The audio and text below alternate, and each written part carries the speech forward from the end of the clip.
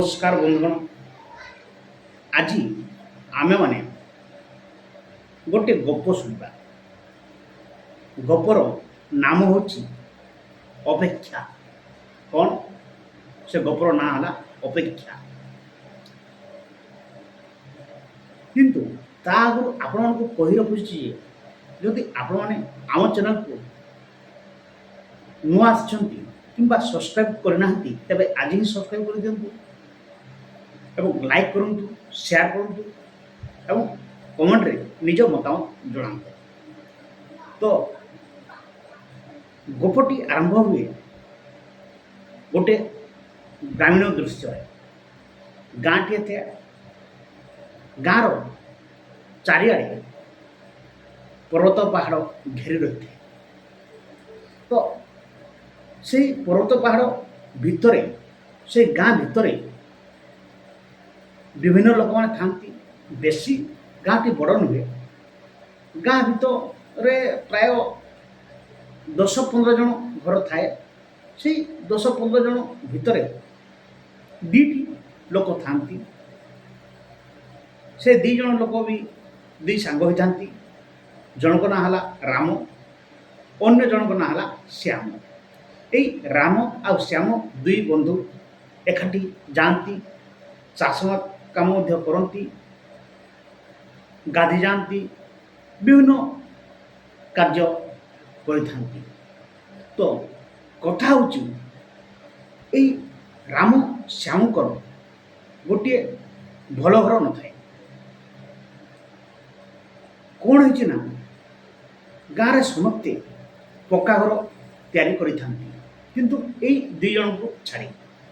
तो तांकु सबले लाज अनुभव हुए भल घर खंडे नाई बोली। तो दिने से सरकारी बाबू सहित कथा होते आसवे बोली। गाँ मुंडरे गोटे बंध थाए। बंध बोले आपण बुझती गोटे छोट पोखरी थाए। छोट पोखरी पाखरे गोटे बरगछ थाए।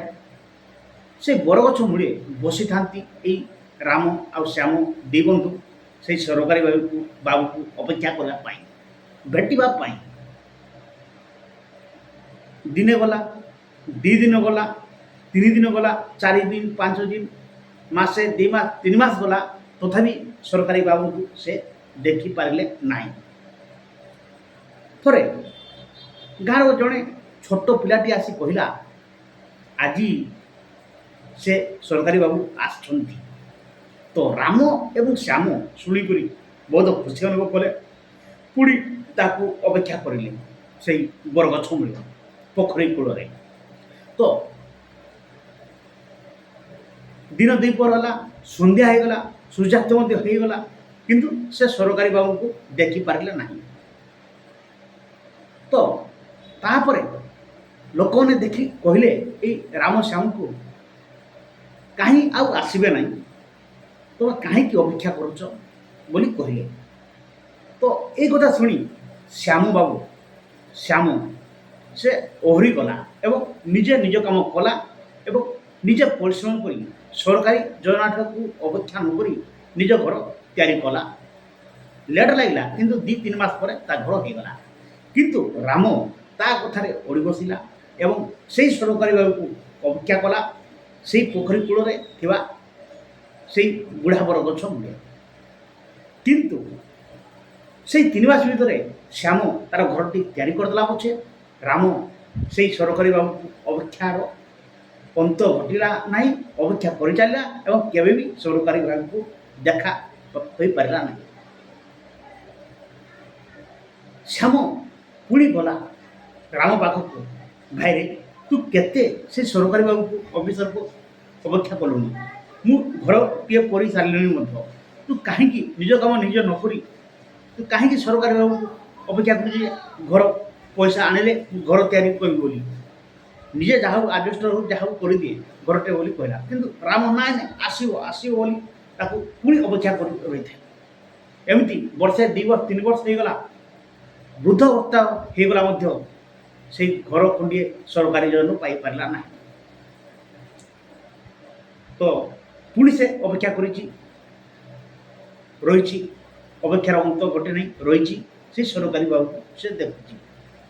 ଏତିକିଟି କାହାଣୀରେ ତା ଅନ୍ତ ଘଟିଲା। ତ ଏଇଠି ଆପଣମାନେ କ'ଣ ବୁଝିଲେ? ତ ଅପେକ୍ଷାର ଅନ୍ତ ଘଟେ ନାହିଁ, କିନ୍ତୁ ଆମେ କିଛି ପାଇବା ଆଶାରେ କିଛି ଅପେକ୍ଷା କରିବା, ତାହେଲେ ନିଜର ବର୍ତ୍ତମାନ ସମୟ ମଧ୍ୟ ଖସି ଯାଇଥାଏ। ରାମ ସରକାରୀ ବାବୁକୁ ଅପେକ୍ଷା କରିଚାଲିଲା, କିନ୍ତୁ ଶ୍ୟାମ ଦେଖିଲା ଯେ ଆଉ କିଛି ନାହିଁ, ନିଜେ ଘର ଖଣ୍ଡେ ନିଜେ କରିଲେ ଭଲ ବୋଲି ଭାବିଲା। ତ ଆପଣମାନେ ବୁଝିପାରିଲେ। ଯଦି ଏ କାହାଣୀଟି ଆପଣମାନଙ୍କୁ ଭଲ ଲାଗିଥାଏ ତେବେ ନିଶ୍ଚୟ ଲାଇକ୍ କରିବେ, କମେଣ୍ଟରେ ମତାମତ ଜଣାଇବେ ଏବଂ ଆମ ଚ୍ୟାନେଲକୁ ସବସ୍କ୍ରାଇବ୍ କରିବେ। ଧନ୍ୟବାଦ। ଜୟ ଜଗନ୍ନାଥ, ଜୟ ମା ଦୁର୍ଗା, ଜୟ ମା ସମଲେଇ।